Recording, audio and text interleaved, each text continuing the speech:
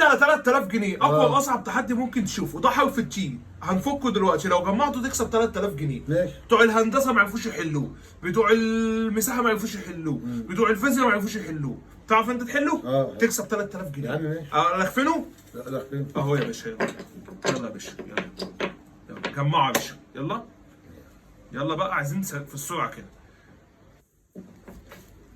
يلا بالراحه، يلا يلا وريني كده يا باشا ان شاء الله هتعمل ايه. ايوه وبعدين بقى ماشي.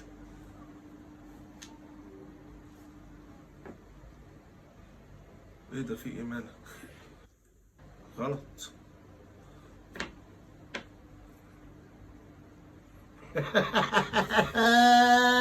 ايه بس هو معوج ليه؟ معوج ايه يا عم؟ انت عبيط ولا ايه يا عم؟ اعدلها انت بقى يا حبيبي. اهي تعملها ايه؟ هو عايزه بس كده بتوع هندسه ما اهو. عرفوش يحلوها. انا مالي بهندسه؟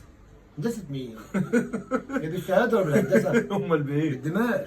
احلى مسا عليك يا ابويا. امال ايه؟ في ثانيه عملتها لك. مفيش 100 جنيه؟ 100؟ اه ده انا تفكيري كله جه في ثانيه. ثانيه؟ في ثانيه عملتها لك اهي. احلى مسا وانت عايز تلخبطها. احلى مسا عليك يا ابويا. تعالى كل يوم. كام دول؟ اي حاجه يا ابويا، اي حاجه. مش 20 جنيه اديها لك، كنت عايز اديك 20 جنيه. خلاص يا ابويا، شكرا.